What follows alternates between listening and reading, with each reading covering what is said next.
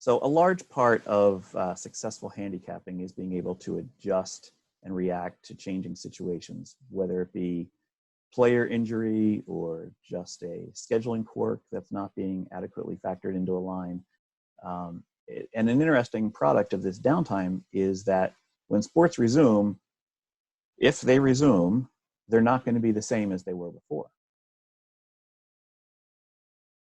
It's probably going to be worth your time to work up some scenarios, either quantitatively or qualitatively. And when I say that, I mean quantitative being model-based, numbers-based, qualitative being just a thought process of how things will progress. And you want to do this regarding the various sports when they resume.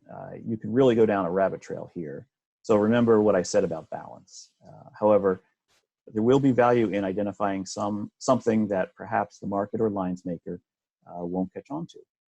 This is a good way to stay mentally engaged in our favorite sports, even if there's no news about them coming out. For instance, let's walk through some scenarios here. Major League Baseball. So baseball plays a very tight schedule to begin with. But how many games are going to be played in a season if they're able to resume in, say, July? It'll be a shortened season. What will that be like? Will there be more travel involved? Will there be less travel involved? Which positions in the game benefit from fewer games? Do pitchers become less tired, being used less during a shortened season? Will rookies have a tougher adjustment going from what they've experienced to now the major leagues in a shortened season without time to kind of rotate them into the play? Will veterans be less fatigued in a shortened season? And then what about the game not even being played in the chilly April weather? Because we know that weather plays a big role in Major League Baseball, probably more in baseball than any other sport. And it's affected, it shows its effect in the lines that are generated for games. And then what about the NBA? So we're currently on hiatus in the NBA, and they're talking as if they're planning to complete this season in some form or another eventually. But what are the current matchups if they were to go straight into the playoffs from here? And then what if they don't do 7-game series? What if they do 3 games and 5-game series? How does this change things? A lot of teams are built to be the better team in a 7-game series. They're usually the bigger teams. They can wear down a smaller team in the course of a long series. But without that, does the balance of power switch? A lot of these questions may have different approaches to be answered. And then, of course, another big factor is, can these games be played without fans? And how will that affect scoring and how the game is played? How the game's officiated? Does home court advantage go completely away? It's interesting things to think about. And then, of course, the NHL is a lot like the NBA in that they're towards the end of their regular season. They could proceed directly into the playoffs. And similarly, would a scheduling change benefit certain teams? And the NHL is a very conditioning-intensive sport. Will the layoff affect gameplay?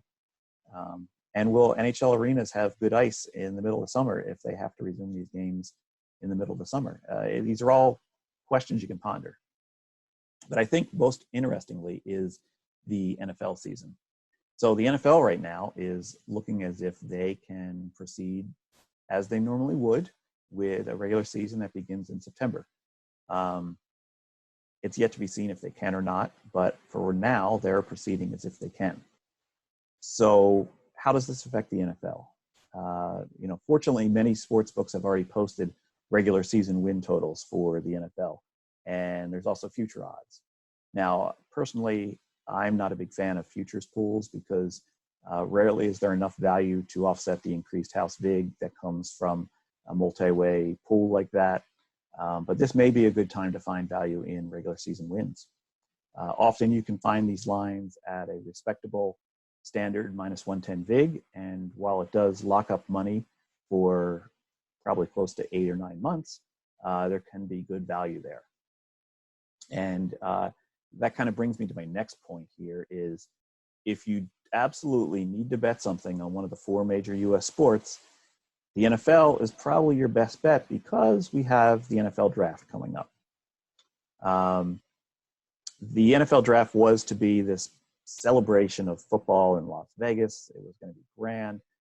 That's not going to happen, but the draft is still going to happen. And draft props are probably going to be a good way for you to bet some money. And it's also going to be a good way for sports books to generate some revenue. So I think sports books are going to go very aggressive with NFL draft props this year. If you haven't already started to get ready for the NFL draft in terms of props, you should. It's worth your time to do. It won't tie up your money long once the bets are out there to be made. But here's the thing.